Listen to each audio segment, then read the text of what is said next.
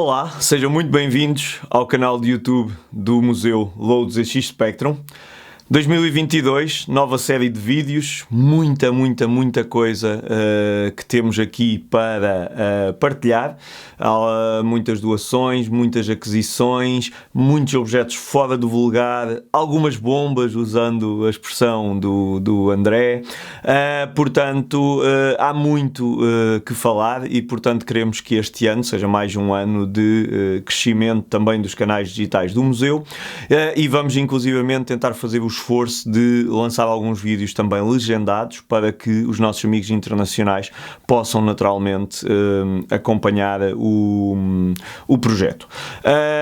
Esperamos que gostem, não se esqueçam de deixar o like no vídeo, de subscrever o canal se ainda não fizeram, por favor partilhem nas redes sociais, é uma maneira de ajudar o museu a ter visibilidade e isso é essencial para um projeto com as características deste.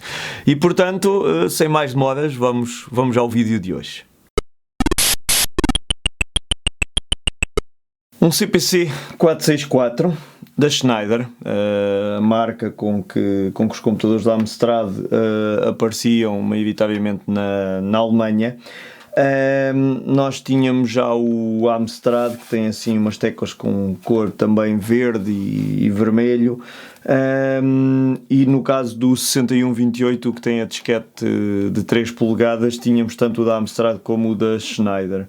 Portanto, apareceu-me aqui uma oportunidade de adquirir um a um preço aceitável e, portanto, adquiri-o para completar também esse ângulo de ver os modelos que de alguma forma influenciaram depois os computadores lançados com a marca Sinclair pela Amstrad. Vinha também com uma cassete com o jogo do Batman e portanto vão ambos para o museu. Andava já há algum tempo à procura em Inglaterra de dois jogos que têm a particularidade de serem também jogos de tabuleiro com uma componente do Spectrum. Um é o Football Fortunes, Brian Clough, que finalmente arranjei. Mas de qualquer maneira devo dizer que nenhum destes tem a pinta do jogo português do empresário, que assim parece mesmo um jogo de tabuleiro. Não obstante, estes estavam em falta e portanto tem aqui ainda a maioria das peças por cortar, portanto, e temos aqui também a parte do tabuleiro que eu vou tentar mostrar-vos. Esta parte foi o André Leão que me orientou no sentido de saber o que é que existia. Eu confesso que não conhecia bem esta parte, mas temos aqui então um campo de futebol e depois um tabuleiro tipo Monopólio quase, que serve então para esta experiência lúdica que junta o mundo do Spectrum com o mundo dos jogos de mesa. A edição que eu tenho aqui é Spectrum 48K, 128K e portanto mais um que vai para o museu para um dia fazer companhia ao nosso empresário com algum destaque. Eu tenho algumas ideias concretas do que é que gostaria de fazer, mas isso pressupõe ainda espaço, coisa que neste momento não é possível. A juntar a este existe um outro que eu andava à procura. E esse outro é o Tank Attack. Consegui arranjar também um exemplar, também em condições muito boas. Aqui estou a ver que o vendedor mandou a cassete toda plastificada, ainda nem tinha aberto isto. Spectrum. E aqui a parte então do jogo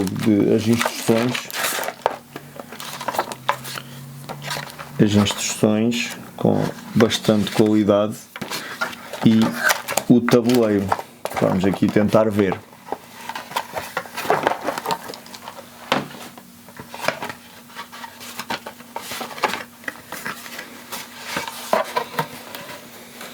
Tabuleiro tipo Não é tipo risco, mas pronto, mas faz-me lembrar. E portanto é outra então que vai para a secção de jogos de mesa com componente de ligação ao Spectrum.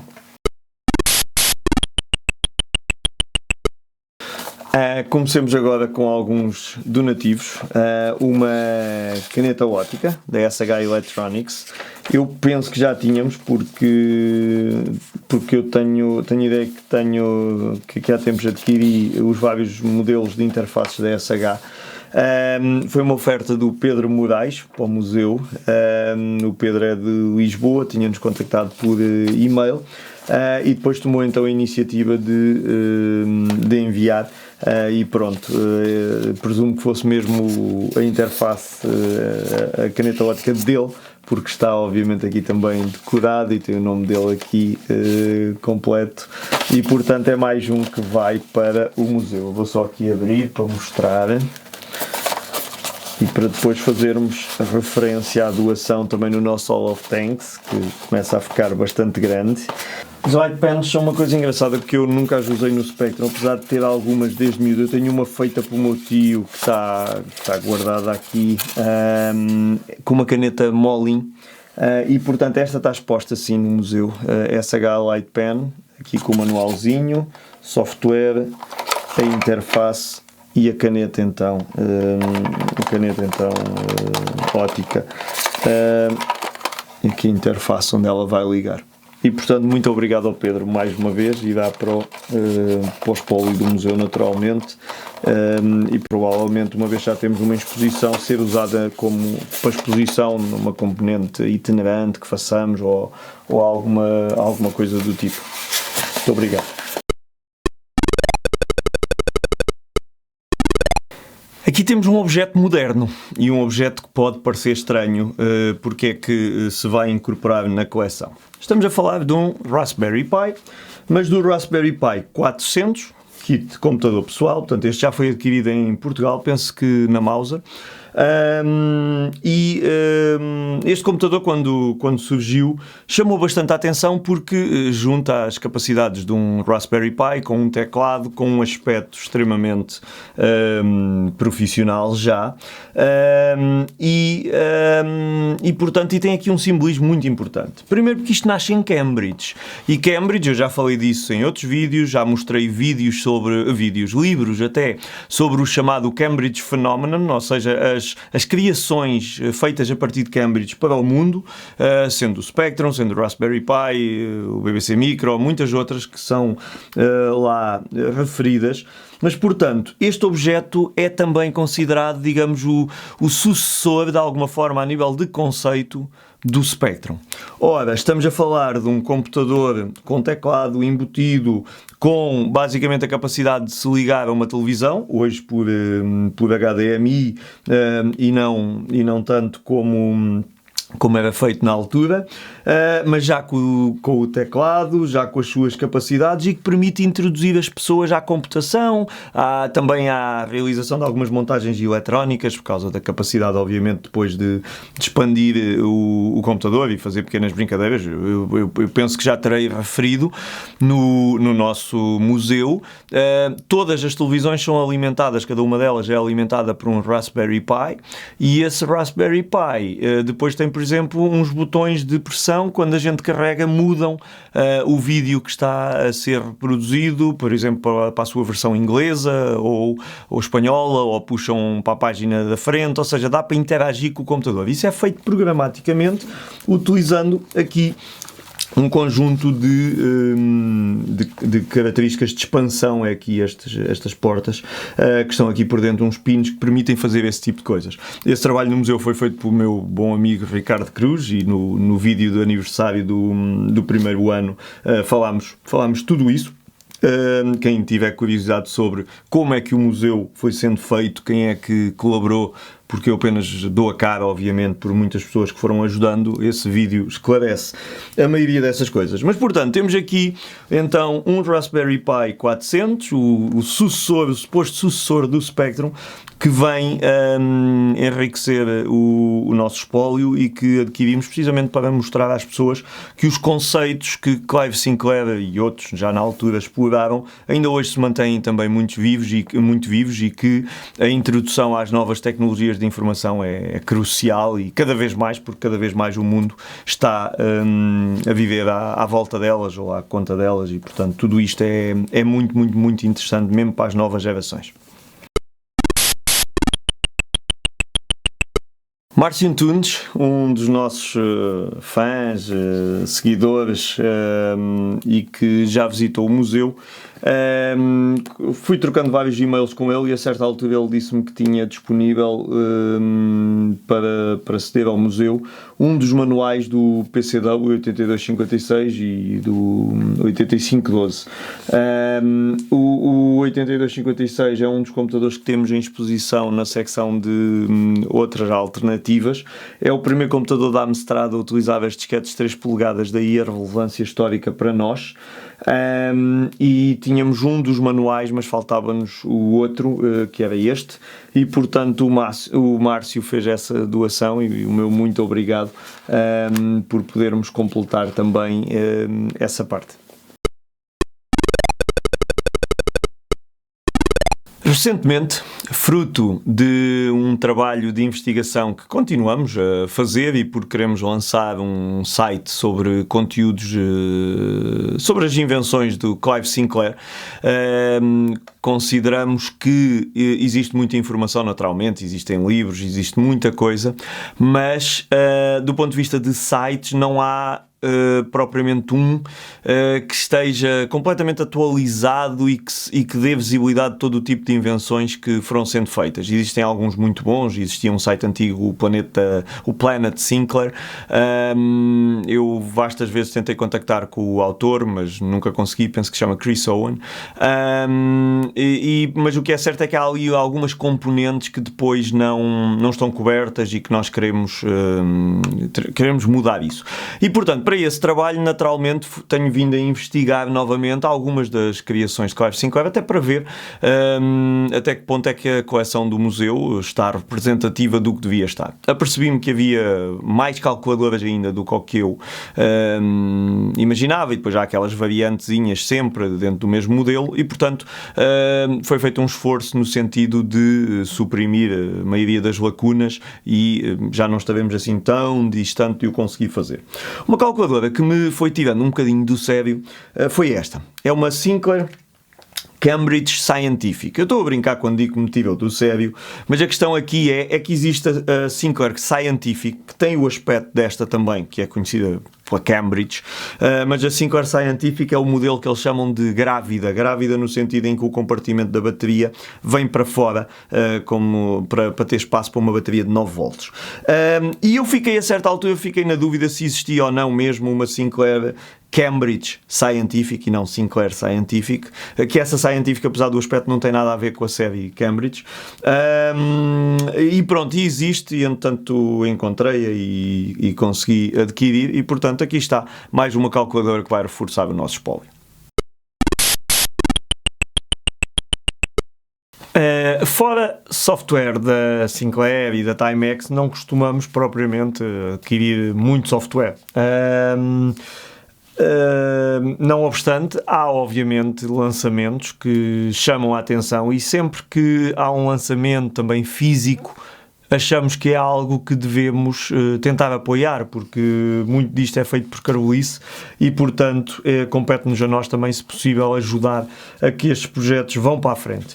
Um dos jogos que mais marcou dos que apareceram nos últimos anos foi o Delta Shadow, ficou, penso que em segundo lugar no GOTY de 2020, muito próximo do Wonderful Dizzy, e foi um jogo que surpreendeu toda a gente quando apareceu em termos de qualidade. Nós adquirimos então a da Sinclair,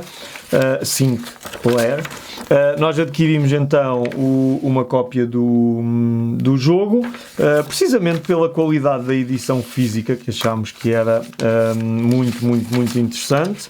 Portanto, traz aqui um conjunto de pósteres apelativos do jogo, e o jogo em si vem no formato de um cartão de memória. E, portanto, o jogo, além deste envelope, vem então em formato num dual de DVD, e, portanto, é um jogo que vem portanto, disponível para 128K, TR-DOS, Next e Windows, e vem então num cartãozinho de memória, e por ser o jogo tão marcante que foi, achámos que devíamos fazer esta aposta, e, portanto, é um dos jogos que adquirimos.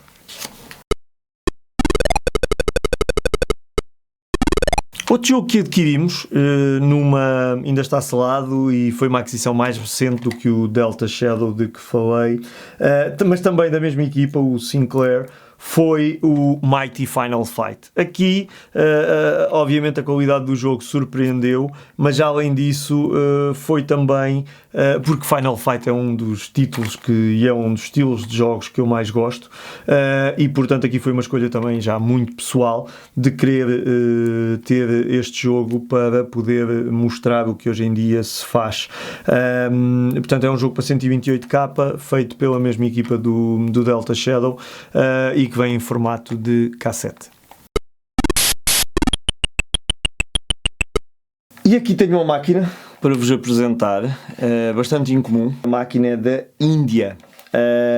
Foi o meu amigo Mark Kloosterman, um dos maiores colecionadores de clones de Spectrum da Holanda, que conseguiu identificar mais algumas máquinas destas, e portanto deu uma dica, e eu aproveitei para colocar esta máquina. Esta máquina tem uma particularidade, portanto ela é feita na Índia.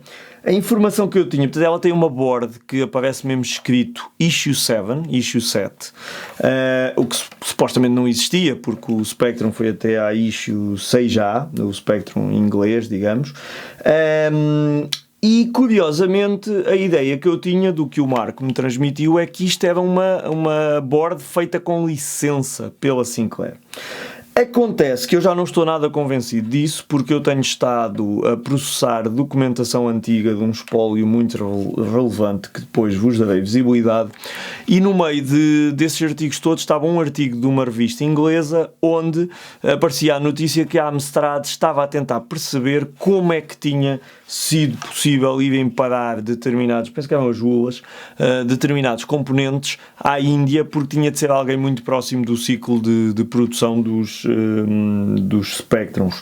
Eu não sei a resposta para isso, portanto só não sei se foi uma máquina feita com autorização ou se teve autorização mas depois nunca se oficializou, isso não sei. Irei tentar descobrir naturalmente, mas portanto o que sei é que existe uma máquina que é um clone do Spectrum Plus, que é este DB Spectrum Plus.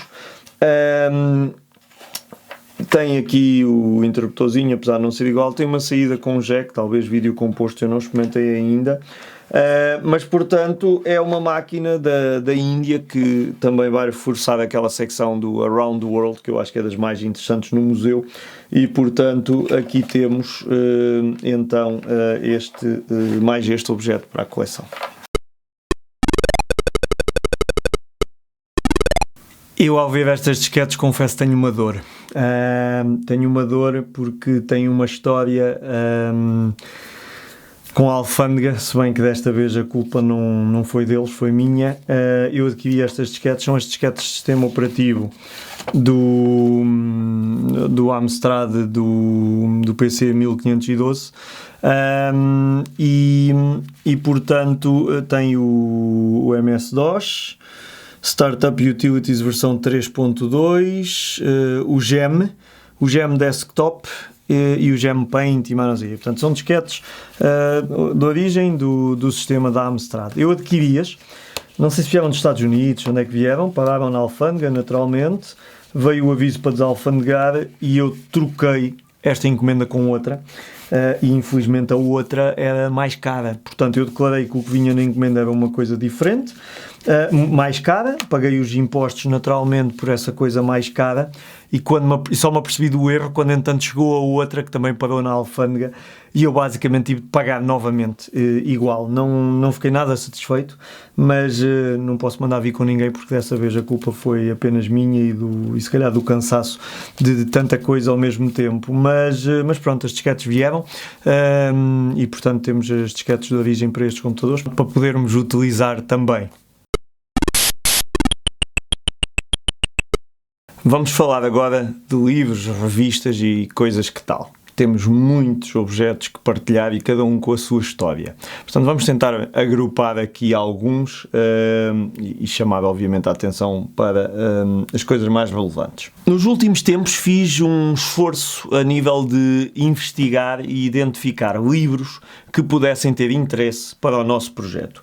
Não aqueles livros mais conhecidos da época que, enquanto consumidores, ou crianças, ou adolescentes, ou jovens adultos, que começávamos a ter acesso aos computadores, utilizávamos, mas sim livros que de alguma forma tenham um papel aqui quase histórico. Estou a falar de livros referenciados nas obras principais que existem sobre a vida de Clive Sinclair. Estou a pensar, existe o Sinclair Story do Rodney Dale, que é talvez o livro mais completo.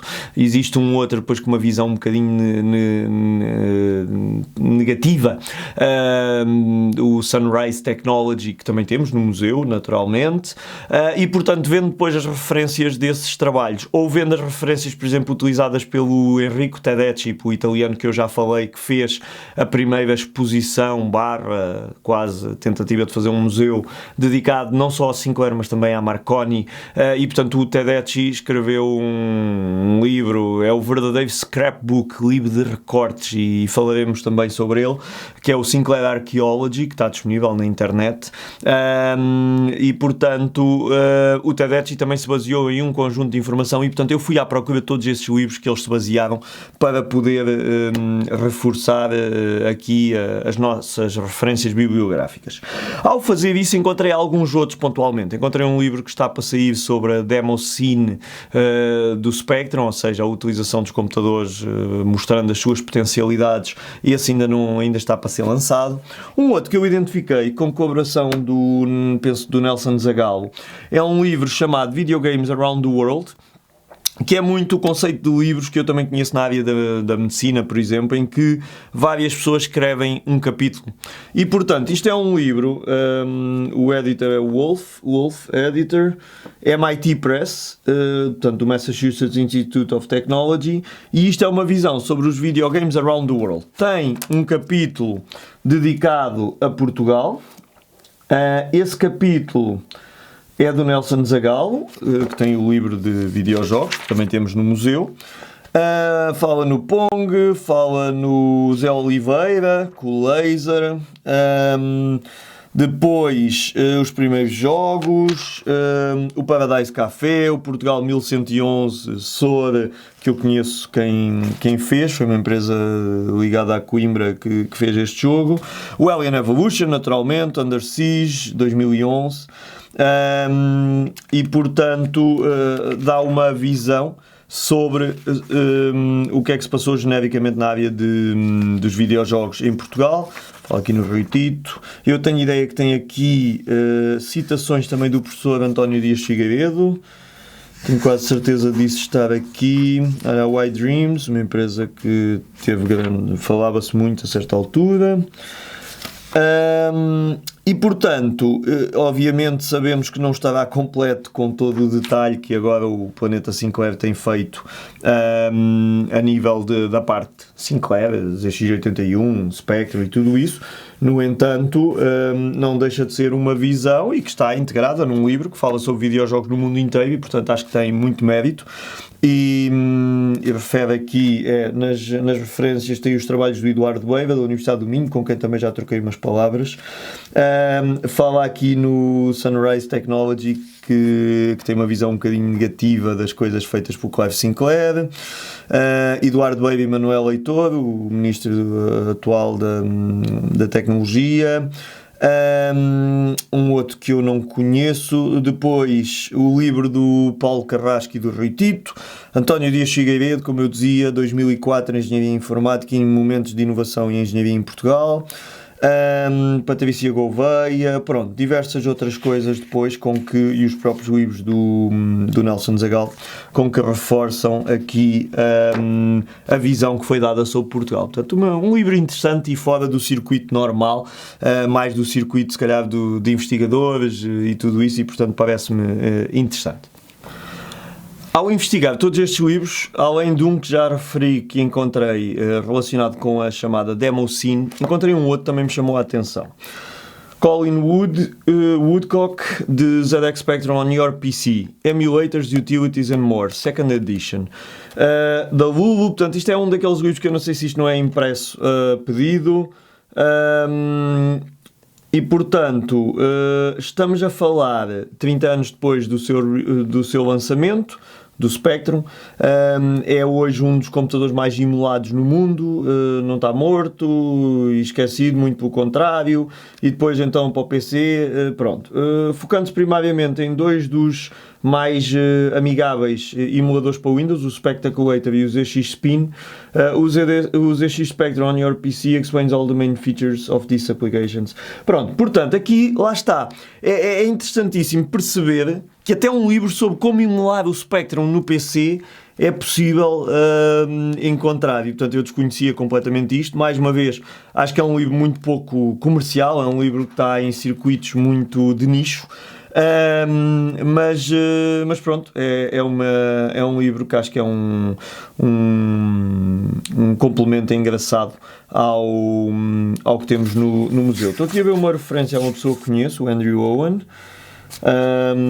que fez aqui uma revisão sobre aqui uma secção da ULA Plus. Aqui outras pessoas a falar sobre o TR-DOS e tudo mais. Mas, portanto, é um livro interessante e que vai para o museu também. O nome John Harris não é um nome desconhecido para muitos de nós. John Harris é o autor por detrás das imagens de ficção científica que ilustram o manual do Spectrum, o manual do ZX81, o manual da Microdrive e até, penso que o manual do NEX também utiliza uma imagem do John Harris. Eu encontrei um livro com muito boa qualidade sobre a arte do John Harris, Behind the Horizon, e, portanto, fiz questão de o adquirir porque gosto muito das imagens por ele produzidas e destas cidades futuristas e tudo mais, e, portanto, achei que era um complemento muito giro para incluir no museu. Eu sei que pelo menos a da Microdrive aparece aqui, é em tons mais de cor de laranja. Eu penso que era a de capa também, mas eu sei que ela está aqui. Está ela. Microdrive, a capa do manual do Spectrum Computer. Portanto, esta é a capa da Microdrive. Não sei se é da Microdrive e da Interface 1, é provável que sim. E pronto, portanto, um livro com alguns destes trabalhos de John Harris. Eu tenho estado também a tentar contactá-lo, até para dar a conhecer o museu e quem sabe fazermos aqui alguma brincadeira, alguma colaboração, se ele achar que faz sentido. Mas, portanto, é alguém que marcou naturalmente a nossa geração. Mesmo que não soubessem o nome, já tinham visto as imagens e a maioria das pessoas acho que se lembra bem das imagens nos manuais do Spectrum e, portanto, acho que um complemento muito giro para o museu.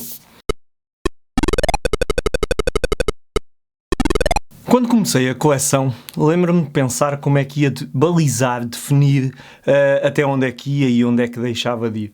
Sabia que, pelo menos naqueles primeiros tempos, não queria alargar para a Europa de Leste, porque é todo um mundo tão grande que ainda hoje é um passo que estamos só agora a começar a dar e muito pouco. mas sabia que queria cobrir tudo o que era, obviamente, a questão base da Sinclair, queria cobrir tudo o que depois tivesse a ligação a Portugal, por uma questão de proximidade, a questão à Investrónica fazia sentido, pela questão da relação entre os povos. O Brasil era um tema que me fascinava, e depois, quando conheci o Marcos, naturalmente tudo isso tornou-se mais fácil e mais interessante e mais apetecível. Mas depois, a partir de Portugal, havia a questão dos computadores na Polónia, feitos pela Timex. Havia depois alguns que fomos encontrar na América, da Parker Carrier, ligado ao sistema de controle de refrigeração, mas havia também a componente e a história da Argentina. Era uma história que continua a não estar totalmente bem definida, mas que nós sabíamos, olhando para os objetos e porque eles diziam atrás Made in Portugal, sabíamos da ligação. Tudo isso tornou um bocadinho mais claro quando conheci o Ernesto, com quem falei, que entrevistei para os 40 anos do ZX81 no ano passado, em 8 de março. Foi um dos vídeos que mais prazer me deu, porque aprendi imenso, e porque não nos limitámos a falar do ZX81, mas sim de toda a panóplia dos computadores feitos na Argentina, sabendo que os primeiros foram feitos em Portugal e depois começaram a ser duplicados ou refeitos lá, até que depois desenvolveram um conjunto de modelos próprios posteriormente. Ora, nós temos na coleção 4 computadores da Argentina, o CZ1500, o CZ Spectrum e o CZ2000 e o CZ Spectrum, sendo que no CZ Spectrum depois temos dois, um com a placa já feita na Argentina e um com a placa ainda da Sinclair, mas o Ernesto explicou-nos e mostrou-nos que, além disso, havia o CZ1000, que nós não temos, que é um TS1000 com outro label, e havia depois toda a gama dos Plus, o CZ1000 Plus, o CZ1500 Plus e o CZ Spectrum Plus, pelo menos. Ora, com a ajuda do Ernesto, eu consegui recentemente, e foi uma aventura, eu consegui vários destes equipamentos. Portanto, eu vou-vos mostrar agora, e um grande obrigado ao Ernesto por ter ajudado a localizar e a adquirir em condições muito especiais estes equipamentos. Portanto, o primeiro, CZ1000 Plus, tem aqui o número de série, MK, está escrito aqui em espanhol, grava mic, carga ear, canal 12 TV ou saída de monitor, aqui uma ficha um bocadinho maltratada, DIN, e provavelmente um botão de reset. E portanto eu não me vou aqui alongar sobre as características dos computadores, para isso basta verem o vídeo da conversa com o Ernesto, que está disponível no nosso YouTube, mas portanto este é um dos computadores. O próximo, e que vem em caixa, eu já mostro a caixa e que está novo, é o CZ1500 Plus. Portanto, tem um teclado aqui com a cor do TK85 do Brasil. E portanto é diferente de todos os que se fizeram cá. De resto, em relação ao anterior que vimos ali, muito parecido, diria que até igual. Usar só o alimentador previsto, aqui o número de série, eu não fui verificar agora, mas esperaria que o anterior tivesse na mesma aquela baixa memória, este tivesse 16K, mas posso estar enganado, portanto nada como ir ver o vídeo da conversa com o Ernesto para tirar essas dúvidas. Vou só mostrar a caixa deste antes de passar ao próximo. Temos então aqui a caixa com o transformador de um deles, CZ906, aqui está o transformador de um dos outros, aqui há alguma documentação da Cerveni, da marca, modelo CZ1500 Plus, isto é a garantia deste. A caixa tem este aspecto que eu vos vou mostrar, ela está sem os ferrobitos por causa do transporte, por causa de ocupar menos espaço, mas portanto temos aqui então a malinha do CZ1500 Plus, que estava completamente novo, e portanto vem reforçar a nossa coleção. Falta então um modelo dos que falei, que é o CZ Spectrum Plus, que eu vou mostrar. Pronto, o CZ Spectrum Plus parece completamente o Spectrum Plus inglês. ao contrário do CZ Spectrum que nós temos no museu, que tem uma chapa como aqueles anteriores metálica, como se o faceplate não tivesse sido quinado, não tivesse sido dobrado. Não é como se fosse, muito provavelmente é isso mesmo. Aqui temos então um computador muito, muito parecido com os espanhóis, até por causa do teclado, boa rádio, câmbio. Pronto, mas tem a saída sempre de monitor, portanto a saída de vídeo composto sempre. De resto isto é igual. Aqui já tem duas fichas, isto deve ser de joystick, o reset e aqui um número de série LX35669. E pronto, com isto penso que falta-nos o CZ1000. Não sei se nos falta algum mais, é capaz de haver outras variantes, claro, mas isso nem vamos chegar a esse ponto. Mas portanto, da mesma forma que já tínhamos uma coleção muito completa do Brasil, pelo menos da Micro Digital, agora da Argentina também temos uma coleção muito completa, e nada disto seria possível sem a amizade e o apoio de pessoas de cada um destes países, e concretamente neste caso do Ernesto. Portanto, muito obrigado, Ernesto, e espero conhecer-te um dia no museu para falarmos sobre tudo isto. Obrigado. E assim termina o vídeo de hoje. Esperamos que tenham gostado. Não se esqueçam de deixar o like no vídeo, subscrever o canal se ainda não o fizeram. Por favor, partilhem nas redes sociais com os vossos amigos. É uma maneira de ajudar o museu a ganhar visibilidade. Queria deixar também uma palavra muito sincera de agradecimento a quem nos tem apoiado e a quem de alguma maneira tem ajudado e permitido que o museu vá crescendo e se vá tornando realidade. Toda a gente que já participou em projetos de associativismo sabe que não é fácil fazer muitas vezes este tipo de coisas, e portanto todos esses pequenos apoios são muito, muito, muito importantes. E portanto cá estaremos para o próximo episódio muito brevemente. Até breve.